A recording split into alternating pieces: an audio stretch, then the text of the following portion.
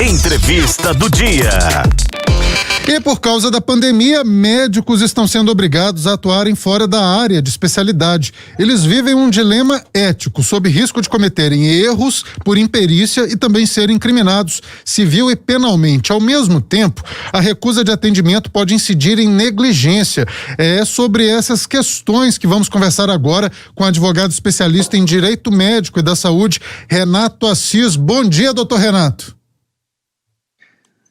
Bom dia, Leonardo Mendes, um bom dia aí para todos os ouvintes da Rádio Super Notícias. É um prazer estar aqui com vocês novamente.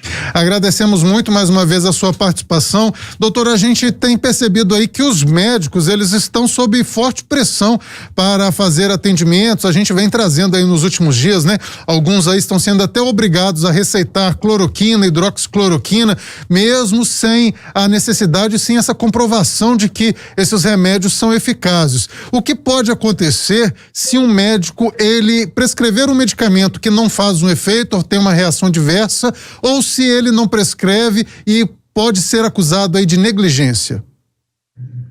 Bom, no ponto dos medicamentos, o médico ele tem a prerrogativa. Quem investiga os casos, quem examina os pacientes é o médico, e ele receita o medicamento que ele entender mais adequado para o caso, né? Então, desde que o médico ele exerce essa prerrogativa, essa liberdade profissional que ele tem, o médico está absolutamente seguro. Eu não vejo uma obrigação de atender a uma determinação ou outra sobre qualquer medicamento, né? O grande ponto nosso é a questão dos médicos atuando fora da especialidade. Esse que é o grande drama que os médicos têm vivido. São mais do que nunca heróis aí da era moderna, principalmente na pandemia, têm vivido um grande drama e um grande dilema ético em atuar fora da especialidade, né? Onde de um lado você tem a obrigação e a necessidade de salvar vidas, e de outro lado você trabalha no liame ali de um erro médico, de um ato de imperícia por não ter todo o conhecimento profundo, por exemplo, na atividade de intensivista, e muitos estarem até médicos recém-formados atuando como intensivistas aí por conta da ausência de profissionais dessa especialidade. O senhor tocou num ponto importante, porque a intubação não é um procedimento rotineiro, né, doutor Renato? Os médicos, eles se especializam em determinadas áreas e não são todos que estão ali aptos a fazer uma intubação, colocar um oxigênio dentro do corpo humano, enfim, ele tem peculiaridades, até mesmo em relação aos medicamentos que precisam ser observados, né? Com certeza, nós temos hoje no Brasil cerca de 8,2 mil intensivistas. É uma especialidade, os médicos estudam, se aprofundam no tema para cumprir com essa necessidade. Nós temos cerca de 8 mil intensivistas, quando a necessidade, segundo o Conselho Federal de Medicina e a AMB, é de cerca de 40 mil intensivistas, né? Então, muito se fala sobre a abertura de vagas, né, a disponibilização de recursos financeiros pelo poder público, a abertura de vagas de UTIs, mas não adianta ter dinheiro, ter abertura de vagas, equipamentos necessários, respiradores, e não ter os intensivistas. Nós temos o caso até de São Paulo, né? Em São Paulo, nós temos um intensivista para cada 4.900 cidadãos. É muito pouco. Nós temos o caso da cidade de Ribeirão Preto, que me foi passado aqui hoje cedo. O HC de Ribeirão Preto tem 82 leitos de UTI, 92 respiradores, né? Foi um investimento aí total de 65 milhões de reais. A maioria está desativado por falta de intensivistas. Então, realmente, nós vivemos um drama, né? E como que o poder público, como que os hospitais, na verdade, têm resolvido isso? Trazendo médicos de outras especialidades, muitos médicos jovens recém-formados, né? Eu vi o caso hoje cedo de uma residente de pediatria. Então, ela estudou, ela se preparou e fazia uma residência para ver a vida acontecer, né? E hoje ela está atendendo numa UTI, vendo milhares de pessoas morrer, se desdobrando em meio ao cansaço, recebendo orientações em cima da hora de intensivistas que a orientam. Ainda é uma médica que nós podemos dizer que tem a sorte, né, de ter intensivistas ao lado orientando, mas é uma informação que vem muito em cima da hora, é uma orientação que vem muito em cima da hora, e realmente é uma situação muito complicada em que se encontram esses profissionais. Complementando essa informação, Renato Assis, o Conselho Federal de Medicina aponta que apenas 1,7% dos médicos com registro profissional tem título de intensivistas, o que equivale a cerca de 6 mil profissionais, quando necessário seriam mais de 40 mil, segundo os cálculos aí dos conselhos regionais de medicina. E um outro agravante de uma denúncia que nós tivemos ontem, né? Que os kits intubação que estão chegando no Brasil nesta semana estão vindo aí com rótulos em mandarim, ou seja, os médicos ainda ficam sob uma forte pressão, sem a certeza de que o medicamento que ele está aplicando ali na intubação é realmente o mais adequado, já que nem a bula, nem o rótulo ele consegue ler, né? Renato, como que o médico ele pode se precaver para evitar erros e também sofrer aí judicialmente e criminalmente caso alguém tente responsabilizá-lo? Essa é a grande questão, esse é o grande problema com o qual convivem os médicos, né? No caso dos intensivistas, no caso de todos os médicos em condições normais de temperatura e pressão, então vamos esquecer aí durante esses segundinhos aqui a pandemia, os médicos já vivem um drama, porque hoje em dia a judicialização da saúde, a judicialização de casos contra médicos não depende necessariamente de um erro, mas sim de uma insatisfação da parte do paciente. Eu tenho inúmeros casos de ações contra, por exemplo, cirurgiões plásticos, onde o paciente busca a colocação de uma prótese nos seios e ajuiza uma ação por causa da cicatriz. Mas é óbvio que você vai ter uma cicatriz após uma cirurgia de colocação de prótese.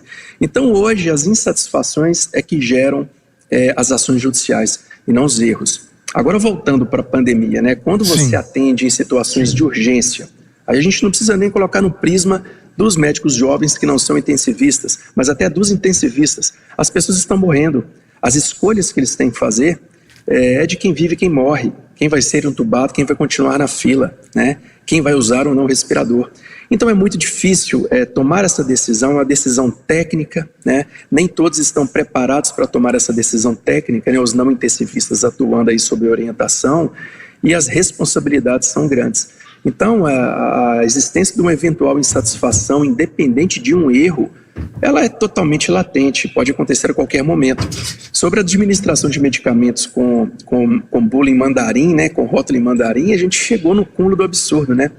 Mas é uma boa iniciativa, esses medicamentos foram doados pela China, né? A gente tinha falta dos medicamentos aqui. Então já existem iniciativas aí das entidades da classe médica para tradução dessas bulas.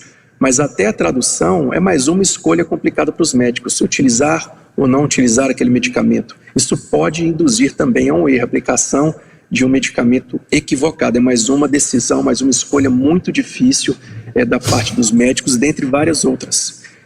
Um ponto muito importante de ser abordado também, Leonardo, é a questão da situação de estresse, de cansaço dos médicos. Então, entre intensivistas e não intensivistas atendendo nessas urgências, nós já temos um ano de pandemia e a situação pessoal, psicológica deles é terrível.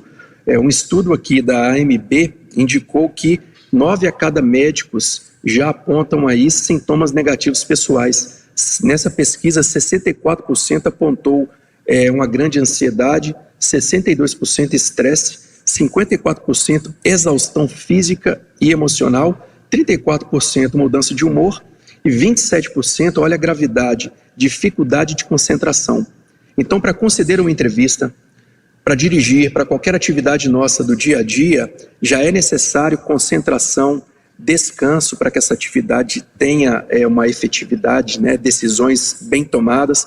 Agora imagine um médico atendendo nessas condições numa UTI. Realmente é uma situação muito triste que coloca, né, os nossos heróis, os médicos, em uma situação muito grave, e eles precisam da nossa compreensão, da nossa ajuda, do nosso apoio, e não de dedos apontando eventuais erros, né, principalmente quando o erro nem acontece. O que é apontado é uma mera insatisfação. Pessoas morrendo gera insatisfação. Pessoas esperando na fila enquanto outras são entubadas gera insatisfação. É realmente um drama aí que vivem os médicos. É importante o senhor tocar nesse assunto porque a gente tem visto aí que a pressão está para todos os lados, né?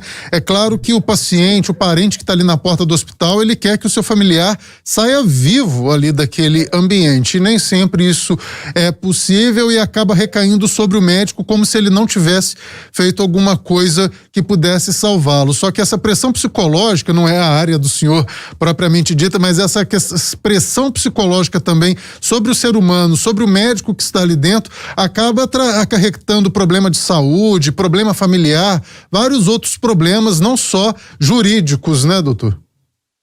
Sim, nós temos um índice cada vez maior, isso já era um problema antes da pandemia, mas nós temos um índice cada vez maior de médicos acometidos pela síndrome do burnout, que significa a queima total de energia, né? É o estresse no seu nível máximo. Então, é uma doença, né? É uma doença crônica, decorrente do trabalho, e cada vez mais médicos têm sido acometidos. Então, nós já temos poucos intensivistas, né? Temos aí uma medida muito menor do que o necessário, era necessário 40 mil. Aí nós temos inconsistência de dados, né? O Conselho Federal de Medicina aponta 6,2 mil, já a Associação Mineira a Associação de Medicina Intensiva Brasileira aponta 8,2 mil, né? Ainda assim é um número muito, muito abaixo, né? Um dado de 1,6 ou 1,2, dependendo do órgão, né, do dado de cada órgão, de médicos intensivistas. A síndrome do burnout tem afetado esses médicos e providências são necessárias, né?